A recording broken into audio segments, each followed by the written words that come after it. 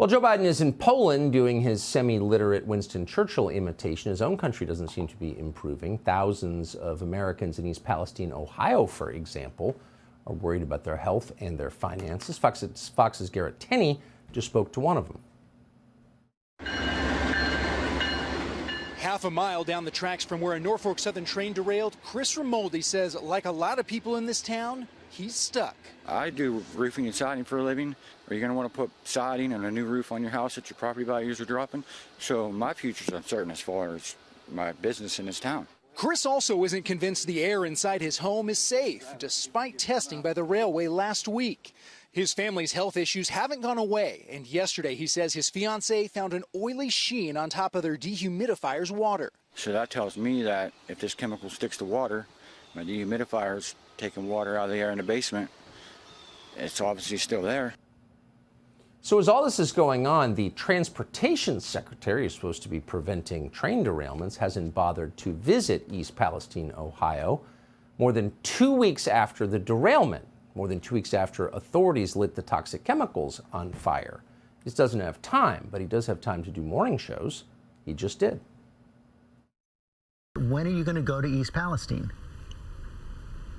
Well, I am planning to go. When I go, the focus is going to be on action. Look, I was mayor of my hometown for 8 years. We dealt with a lot of disasters, natural and human.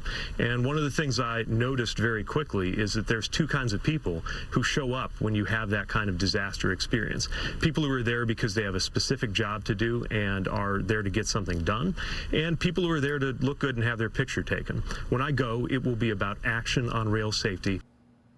If there's any member of the Biden administration who deserves to lose his job immediately, it's that guy. Nathan and Kelly Izotic are in East Palestine. They live there. We talked to them a couple days ago, and since we spoke, they tell us they've been coughing up blood.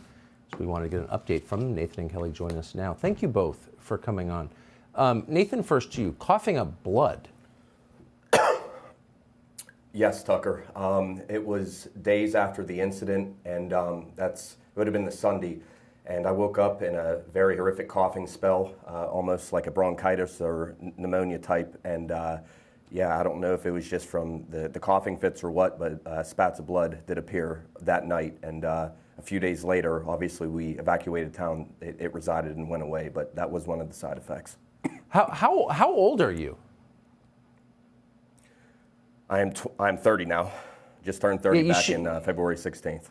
Yeah, I'm no doctor, but you should not be coughing up blood. We're going to speak to a doctor in a minute. I mean, I'm telling you what you know, but that's not a good sign. Kelly, how are you feeling? The headaches are horrible. They pretty much, when I'm about 3 to 4 miles outside of town, they start, and as long as I'm within a few miles of the crash site, I've got headaches, really bad headaches, migraines. Has anyone tried to explain to you why you might be having these symptoms? Well, if we're talking the Ohio Dr. Fauci's, we can go and, they're going to try to point it towards having COVID-related symptoms, but we obviously know that's not the case. Yeah, no, that's not the case. Coughing up blood is not, I don't think, a valid COVID symptom at this point. How does it smell? I mean, we have a sense of smell for a reason. The nose knows that, there's truth in that. How does your town smell? I mean, it's still blatant. Even your cameraman here, that's one of the first things I asked him was, do you smell what's smelling outside? And he says, yeah, it's a sweet odor. It smells terrible. And again, it's more towards the evening when it's more prominent.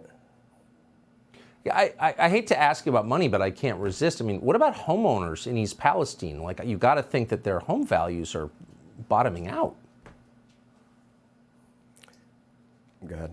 Nobody is ever going to purchase a home that has East Palestine in the address. Yeah. I mean, this has definitely made our value plummet. Are you homeowners? Yes, we are homeowners here, sir. Man, I'm so sorry. And, the future isn't bright. Yeah, your health and your wealth the gone home in May. 30. Oh. Yep.